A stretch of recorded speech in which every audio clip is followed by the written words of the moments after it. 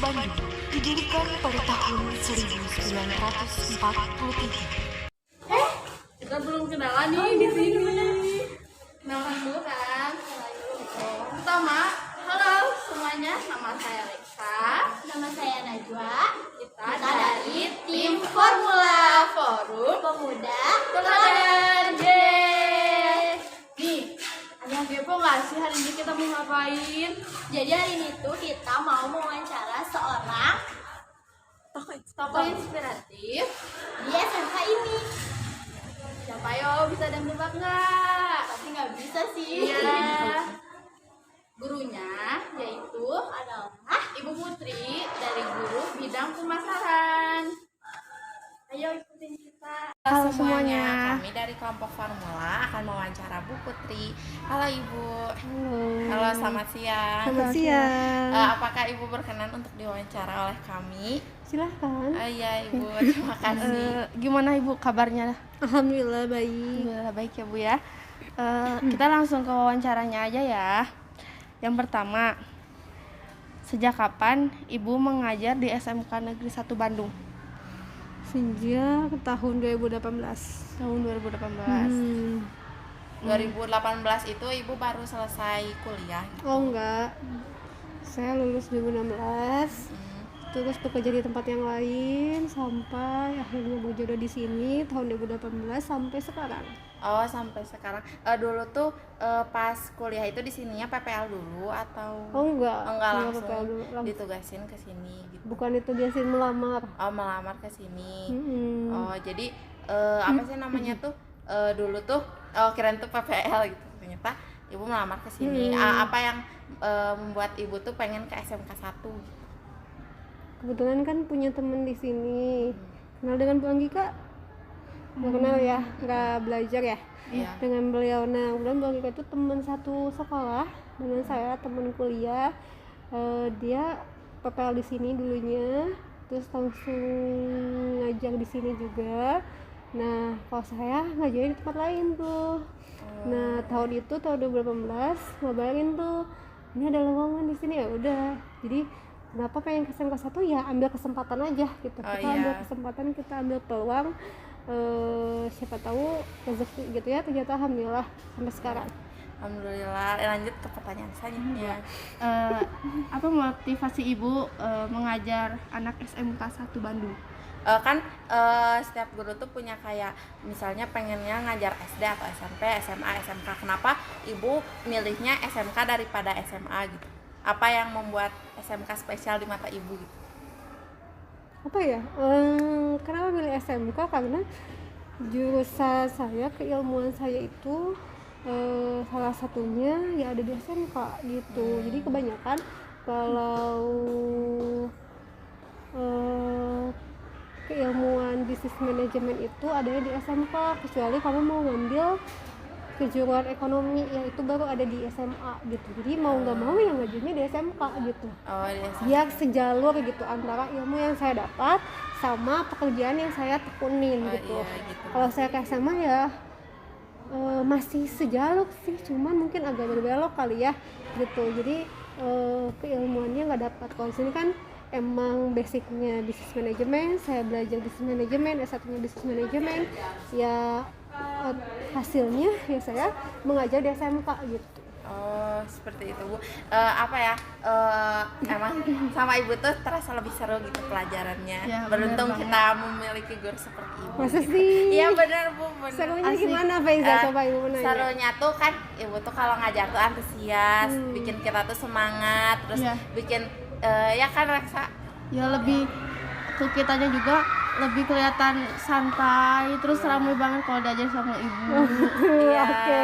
Jadi nggak membosankan Iya. gitu. Jadi menjadi pelajaran yang ditunggu-tunggu setiap harinya, kayak ini Senin ada kejuruan, oke, lebih semangat gitu harinya gitu. Ya alhamdulillah kalau gitu Iya. ya. Mungkin nanti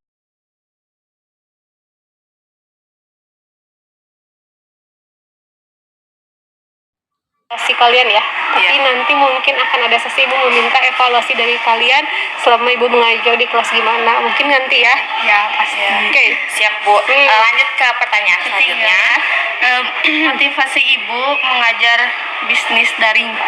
Ya kan ada jurusan manajemen perkantoran dan lain-lain. Kenapa dulu tuh ibu masuknya ke jurusan bisnis daring dan pemasaran gitu? Kalau di pendidikan itu, kalau di guru itu kan ada linearitas ya. Linearitas itu tadi kata ibu sejalur. Kalau kita mah misalnya kamu sekolah bahasa Sunda, terus kamu ngajar bahasa Indonesia, nyambung nggak? Iya nggak nyambung. Nah ibu juga sama kayak gitu. Ibu sekolah di bisnis manajemen, terus ibu tiba-tiba ngajar akuntansi, ya nggak akan nyambung dan nggak akan dia nggak akan mampu saya melakukan itu. Nah karena saya belajarnya tentang manajemen bisnis, jadi saya ya mengajar di jurusan manajemen bisnis gitu, di bisnis daring dan pemasaran kalau sekarang namanya ya gitu. Nah gitu, makanya motivasinya ya sesuai dengan keahlian saya apa gitu. Soalnya kalau boleh cerita nih, saya juga sebenarnya mengajar di tempat yang lain juga nih ya, di salah satu sekolah swasta di Bandung, dan mengajarnya bukan sesuai dengan keahlian saya. Saya kebetulan di sana ngajar OTKP, kalau di sini perkantoran ya. Nah, saya ngajar di sana OTKP. Mata pelajaran administrasi keuangan kerasa banget ketika kita memberikan satu ilmu yang tidak kita paham gitu ya. Dan kita sebenarnya nggak mampu, tapi kita memaksakan hal itu gitu, itu kerasa banget. Tapi ketika kita paham, kita mampu dan memberikan ilmunya ke siswa itu akan enak gitu. Akan beda ketika kita nggak paham dan aduh nggak bisa, cuman nggak apa-apa, memaksakan aja cuman baca terus ngasih ilmu tuh nggak nikmat gitu makanya kurang afdal gitu ya. Dan mungkin ke siswanya pun juga akan berbeda gitu ketika kalian mendapatkan ilmu kejuruan dari guru yang tidak sesuai dengan keilmuannya, itu akan berbeda gitu. Nah makanya motivasinya kenapa milih bisnis daring pemasaran yang sesuai dengan keilmuan saya yang saya dapat gitu. Kan dari tadi tuh emang sejalur, misalnya dari kuliah ke SMK. Nah dari yang SMA ke kuliah, ibu tuh kenapa milih bisnis daring gitu? Atau dulu ibunya SMK bisnis daring atau gimana gitu? Oke, dulu saya bukan anak SMK, dulu saya anak SMA ya. Jadi dulu saya SMA jurusan IPA gitu. Kenapa masuk ke bisnis daring? Kalau dulu zaman SMA kan yang penting mah kuliah ya. Mungkin berbeda dengan kalian yang anak SMK itu tujuannya salah satu pertamanya adalah bekerja ya. Nah kalau SMA itu tujuannya yaitu ya pendidikan lagi. Ketika lulus dari sekolah, dari SMA ya kuliah gitu. Nah pada saat itu ya yang penting mah kuliah, mau jurusan apapun gitu sebetulnya ya. Dan kalau boleh cerita, dulu pilihan pertama saya itu sesuai dengan jurusan saya, yaitu IPA, teknologi pangan, kedua baru bisnis dan manajemen. Karena kebetulan kenapa ya saya juga nggak tahu milih bisnis manajemen, kayak keren aja gitu namanya bisnis dan manajemen. Iya bisnis gitu, orang-orang nganggapnya di bisnis tuh kayak wah keren gitu ya. Gitu betul. Dan ternyata kadang-kadang masuknya ke situ gitu. Saya nggak lolos tuh teknologi pangan Unpad kalau nggak salah. Saya malah lolosnya di UPI di bisnis manajemen gitu. Iya, tapi ini mungkin jalan ibu untuk bertemu kami semua anak-anak SMK gitu Bu. Lanjut ke pertanyaan selanjutnya. Pertanyaan selanjutnya, kenapa ibu memilih bisnis daring? Tadi ya Kayak tadi ya Jawabannya gitu ya sama ya. Yang selanjutnya, cara ibu membagi waktu nih dengan keluarga dan dengan ibu mengajar di SMK 1 ini. Membagi waktunya itu karena kebetulan kan alhamdulillah bukan masih honor nih ya.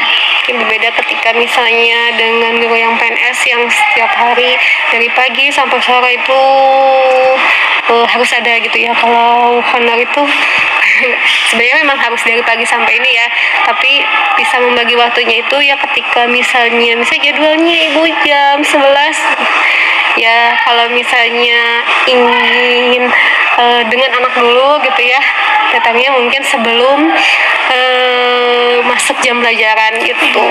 Paling membagi waktunya ya kalau misalnya bekerja Senin sampai Jumat, Sabtu Minggu quality time dengan keluarga paling gitu. Atau misalnya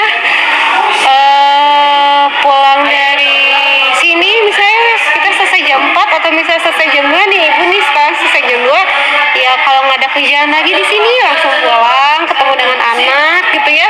Dan kalau di rumah gitu ya kadang megang HP, kadang enggak gitu. Makanya kadang kalau di rumah misalnya kalian ngechat kadang ibu suka slow respon karena ya itu quality time dengan keluarga gitu. Karena kan sudah waktunya terkuras di sekolah, di rumah tinggal sama keluarga Ya, gitu. betul, gitu kayak gitu. Ya, selanjutnya Ya, apa pendapat ibu soal jurusan pemasaran yang diremehkan? ya maksudnya kan orang-orang tuh ke pemasaran tuh kayak ya apa sih nantinya jadi sales atau apa. Tapi menurut ibu gimana cara menanggapi omongan-omongan tentang itu gitu. Padahal pemasaran nggak gitu. Iya, pemasaran kayak gitu dan salah besar loh kayak gitu kan.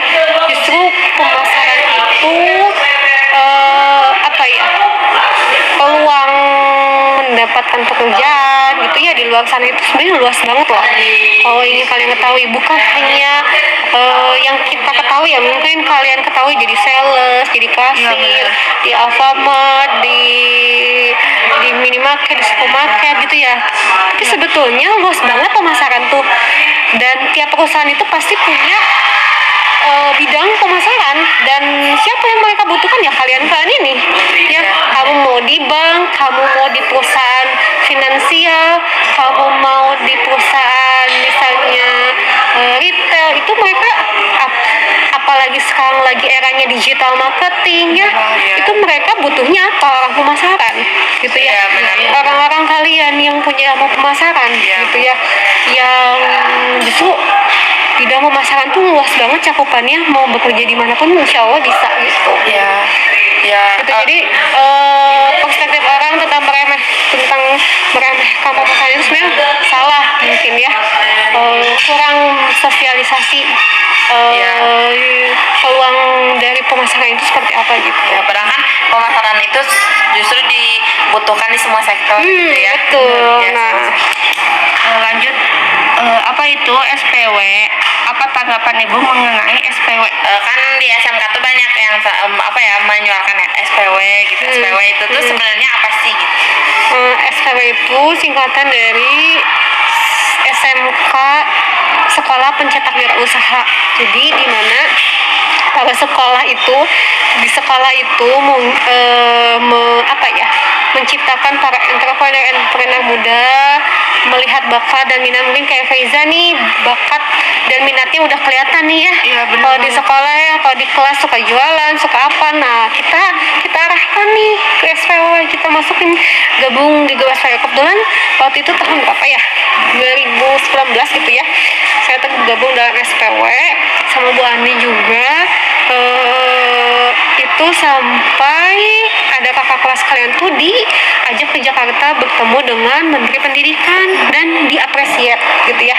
Kenapa? Waktu itu kita mengumpulkan siswa-siswi yang punya usaha ya, usaha kecil, usahanya besar. Pada saat itu salah satu siswa dari jurusan BDP juga, namanya siapa sih, Reza kalau nggak salah, dia itu jualan kaos, Faiza, jualan kaos tapi target pasarnya itu bukan langsung ke grosir gitu loh, jadi omsetnya itu berapa ratus juta loh itu, sampai dibawa ke Jakarta, diundang ke Jakarta ketemu dengan Menteri Pendidikan gitu. Nah, bahkan waktu itu tahun itu ya kita dikasih dana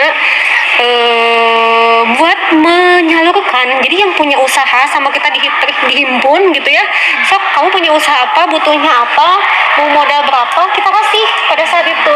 Pada SPW itu ya anak itu sangat antusias sebenarnya pada saat itu. Nah, cuman sudah selesai, cuman kelemahannya itu kan sebenarnya harus dikembalikan ya uangnya, cuman mereka belum bisa mengembalikan gitu ya, sampai udah lulus semuanya gitu. Akhirnya udah selesai, kemarin ada SPO lagi gitu ya, Jadi kayak ya gitu SPW itu yang si sekolah-sekolah menghimpun anak-anak yang punya bakat dan minat dalam berwirausaha gitu. Oh iya, jadi ini kayak sangat berpotensi banget buat anak-anak sini gitu Iya, ya. gitu. Karena kan SMK itu salah satu tujuan dari SMK itu selain bekerja, yang kedua adalah berwirausaha, ketiga adalah baru kalian bisa melanjutkan pendidikan ke lebih jenjang yang lebih tinggi gitu. Makanya adanya SPL ini untuk ayo menghimpun, menyalurkan bakat-bakat kalian gitu. Oh, seperti itu. Baru tahu gitu apa ya definisi SPW secara detail gitu. Lebih jelas lagi. Iya, lebih jelas lagi. Nah, selanjutnya ceritakan dengan singkat awal ibu berkarir. Ya, jadi apa ya, ibu berkarir di bidang ini gitu. Semua perjalanan singkat mungkin ibu punya pengalaman tersendiri. Berkarir ya. Kalau berkarir itu saya dari 2016 alhamdulillah lulus kuliah tuh langsung, meskipun beberapa bulan mungkin nganggur ya. Nganggur pun nggak diam gitu. Kebetulan nyari sana sini, lamar masuk sana sini. Dulu pertama kali saya bekerja itu di perusahaan Tol Robani. Tahu. Nah itu, jadi saya pernah kerja di situ di Robani ya. Udah masuk sebenarnya, sudah training gitu ya, lagi masa training 1 bulan gitu ya. Cuman karena mungkin basicnya itu karena saya udah basicnya pendidikan gitu ya, jadi ketika masuk di kantoran harus duduk depan komputer gitu ya, tolong kerjain ini, tolong kerjain itu gitu ya. Jadi saya tuh diperintah gitu ya, saya nggak suka gitu ya. Jadi bukan passion saya, bukan bakat saya mungkin, dan bukan minat saya gitu kerja di kantor. Kayaknya saya memutuskan untuk keluar gitu. Itu padahal baru 1 bulan. Nah terus setelah itu karena masih nganggur nih, masih bingung mau bekerja apa gitu ya, mau meneruskan kemana. Saya ikut masih ingat ikut kegiatan dulu ada namanya PON. Pentas olahraga nasional. Tahu. Iya. Kan di situ tuh sebenarnya ada pekerja ya, ada relawan yang jadi tim si PON itu. Nah saya ikut, kebetulan saya ikut dan saya keterima, saya jadi relawan di daerah KBB gitu ya. Jadi saya adminnya lumayan tuh 3 bulan lah, 3 bulan, 1 bulan berapa ya, gajinya lumayan lah, UMK gitu ya, lebih dari itu. Nah setelah 3 bulan itu saya itu ngelamar di Lembang. Jadi saya dulu ngajar di SMA di boarding school, udah dari 2016 sih, masih 2016 ya. Nah setelah itu karena yang namanya honorer itu biasanya bercabang ya pekerjaannya. Setelah beres jadi relawan, saya ngajar di SMA di daerah Lembang. Terus saya 2 pekerjaan di Sarijadi. Nah sampai sekarang sebenarnya di Sarijadi. Setelah itu saya memutuskan keluar yang dari Lembang karena saya keterima di sini 2018 gitu ya. Nah lumayan kan jauh dari, kalau saya 3 sekolah, Bandung, Sarijadi, Lembang kan lumayan ya, itu energi banget gitu ya. Nah itu terakhir di sini, dan sampai sekarang masih mengajar di Sarijadi dan juga di SMK 1 gitu perjalanan karir saya. Iya, sangat menginspirasi gitu. Karena kita kan kalau misalnya udah lulus sekolah pasti nyari-nyari pengalaman untuk kedepannya, untuk biar mempermudah kita buat masuk ke karir yang kita mau gitu. Betul. Ya, lanjut ke pertanyaan selanjutnya. Kalau disuruh nih pilihan ibu, mending berbisnis atau mengajar? Maksudnya kayak pasti ada di ibu tuh pengen bisnis atau mengajar atau dua-duanya justru? Bisa sih dua-duanya ya dijalankan ya. Bisnisnya ngajar ya, apalagi misalnya seperti ibu nih yang kata orang sih, kalau kata suami ibu kan udah punya teorinya nih, ada prakteknya gitu. Kalau enak dijalankan seperti itu, cuman masalahnya kan kalau dalam bisnis itu kita harus fokus ya sebetulnya ya. Harus fokus, apalagi kalau kerjanya kayak ibu misalnya ya, full gitu dari Senin sampai Jumat, dari pulang berangkat lagi pulang sore ya, kapan kita mau fokus ke bisnis itu gitu ya, karena ibu merasakan dulu pernah bisnis gitu ya. Sebenarnya masih ngajar juga, cuman ngajarnya nggak full kayak di sini ya. Kalau di sana tuh ngajar jam 7, saat pulang jam 11 gitu, pulang jam 12 gitu. Jadi sisa waktunya itu dikerjakan untuk berbisnis, untuk berpikir ini gimana ya bisnis saya harus buat apa nih, saya harus bikin produk apa nih gitu. Tapi kalau sekarang tuh susah banget untuk menjalankannya gitu ya, karena itu harus fokus. Kalau bisnis kalau nggak fokus nggak akan bisa gitu. Sebenarnya kalau bisa sih dua-duanya gitu. Iya, dua-duanya. Apa ya, kayak karena kan menjadi guru juga menjadi apa ya, fokus banget gitu ya. Iya, jadi dua pekerjaan itu juga harus sama-sama fokus gitu ya. Tapi kalau lebih mending guru atau bisnis sebetulnya dua-duanya sih. ya mending dua-duanya gitu ya.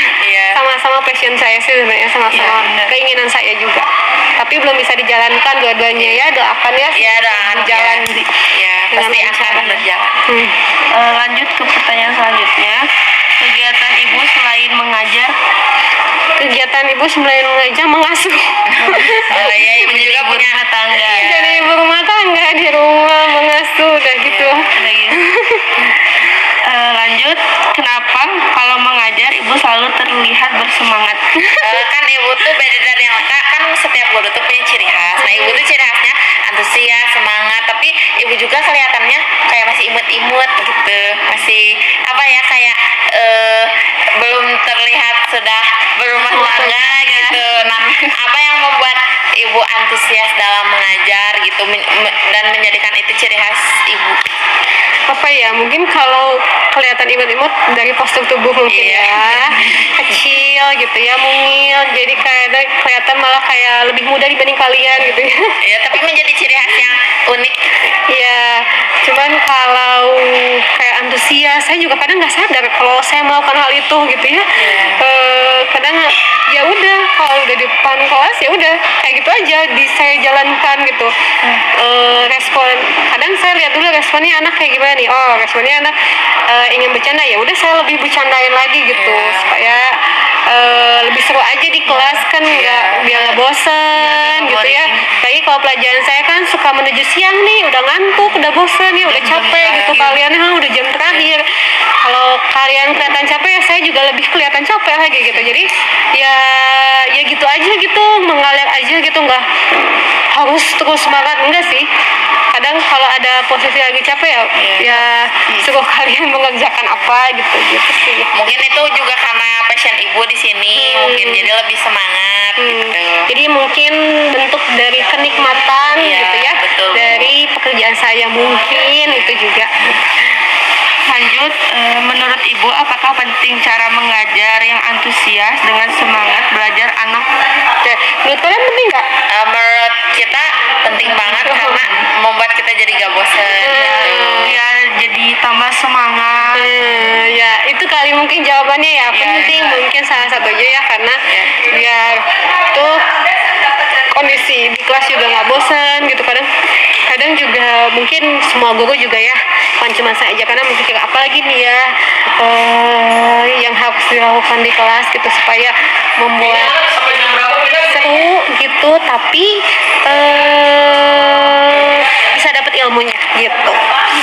Oke. Lanjut ke pertanyaan selanjutnya.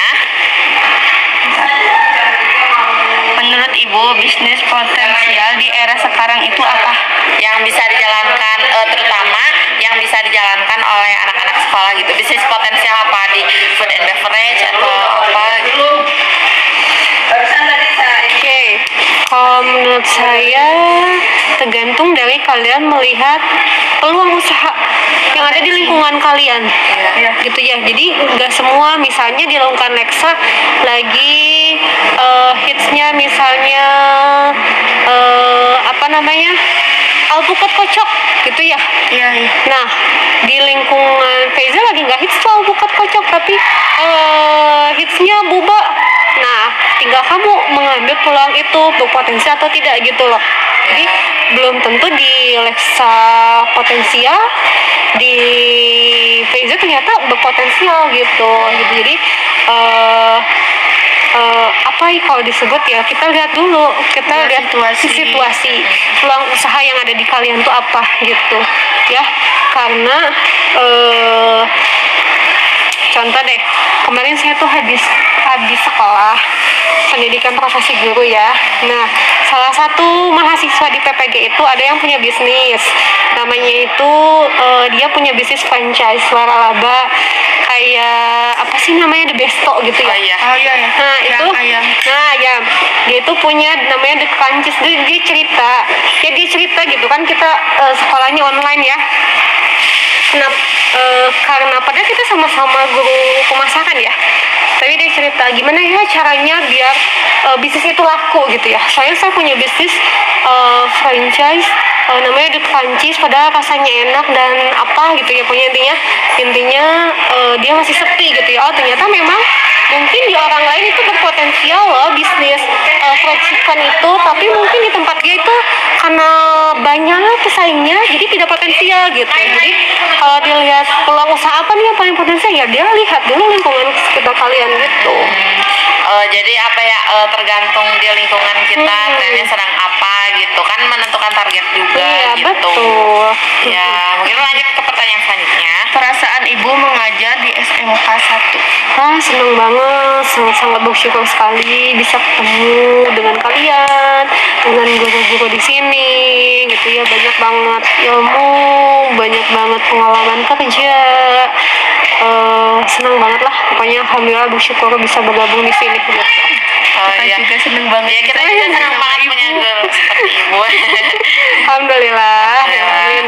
Lanjut, apakah ibu memiliki pengalaman bisnis? Bisnis ada, meskipun nggak ini ya, maksudnya karena dulu saya kuliah di bisnis manajemen, otomatis setiap mahasiswa itu harus punya bisnis gitu Faiza ya.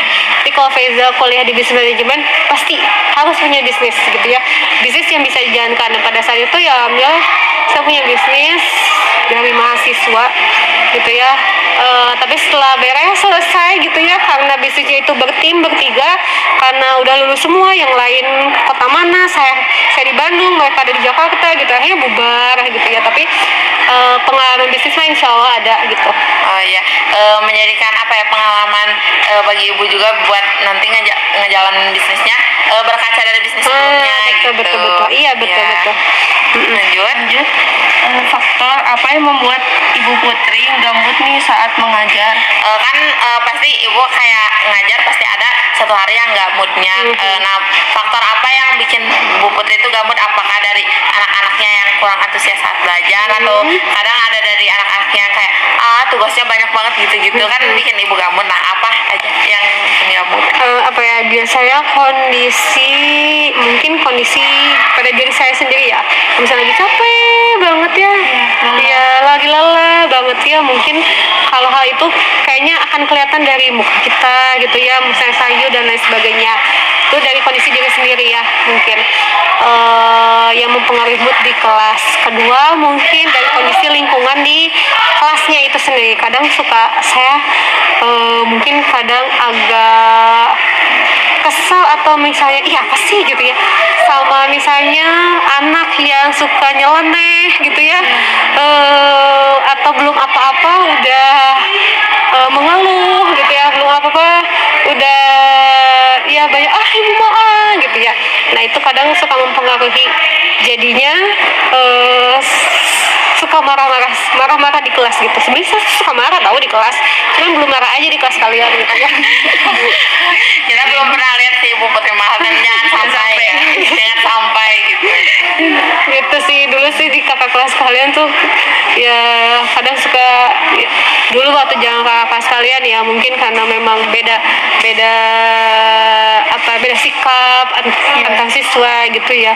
Karena misalnya siswa ini sikapnya kayak gitu ya, nggak bisa saya harus harus gitu, tapi ya saya itu lagi, maksudnya saya tindak lagi dengan tegas gitu. Jadi kadang dulu kakak kelas itu justru takut sama saya tuh. Kakak saya tuh zaman dulu takut sama Bu Putri gitu. Padahal saya mah nggak apa-apa, cuman mungkin kalau di kelas karena dia sikapnya gitu ya saya nggak bisa harus lemah lembut terus kan. Jadi harus bersikap tegas gitu ketika ada hal yang tidak baik mereka lakukan gitu. Jadi bisa yang mempengaruhi mood itu siswanya tersebut ya, atau misalnya pada diri saya sendiri gitu. Lanjut mungkin yang terakhir, kesan pesan ibu di dalam mengajar, pemasaran dan harapan ke depan untuk murid-murid ibu. ya untuk murid-murid ibu. Selama mengajar, Selama mengajar. selama mengajar apa ya kesannya ya tadi bersyukur gitu ya, bisa khususnya gitu bisa mengajar di SMK 1 gitu ya. Saya sangat bersyukur sekali bisa ketemu dengan kalian, anak-anak yang luar biasa, ketemu dengan guru-guru di sini gitu ya. Sangat-sangat memotivasi saya untuk bisa lebih berkembang lagi gitu ya. Terus apa tadi terakhir? Motivasi ya, motivasi untuk anak-anaknya. Mungkin bagus anak-anak sekarang itu dengan apa ya, kecanggihan teknologi ya yang kalian dapatkan. Cuman mungkin kalian harus lebih apa ya, bisa berjuang dan mengambil tantangan dengan lebih. Jadi jangan apa-apa tuh ibu capek ibu gitu ya, mengeluh dulu gitu ya, jangan mengeluh dulu gitu ya. Jadi kalian terlalu dengan teknologi serba instan, jadi ketika diberikan suatu hal yang lebih berat itu belum apa-apa dikerjain udah ngeluh duluan gitu, udah give up duluan gitu ya. Ya jangan sampai seperti itu gitu ya. Jadi harus lebih struggle gitu. Justru dengan kecanggihan teknologi itu jangan membuat kalian jadi apa yang namanya leha-leha, tapi justru harus bisa berpikir lebih kreatif lagi gitu, lebih bisa menghadapi tantangan gitu. Karena nanti tantangan kalian nih, masa depan kalian tuh lebih ini tantangannya lebih struggle lagi gitu, Faiza ya. Mungkin terima kasih Ibu telah telah berbincang-bincang dengan kami soal bisnis jaring dan pemasaran. Makasih juga Ibu udah berkenan sama kami ditanya-tanya ini soal kehidupan Bu Putri gitu. Mohon maaf mengganggu waktunya. Terima kasih Ibu. Sama-sama Alexa dan Faiza juga sukses selalu. Ya, dan teman-teman, saya Faiza. Saya Alexa. Kami dari tim Formula. Wabillahi taufiq wal hidayah. Wassalamualaikum warahmatullahi wabarakatuh. Waalaikumsalam warahmatullahi wabarakatuh. Dadah.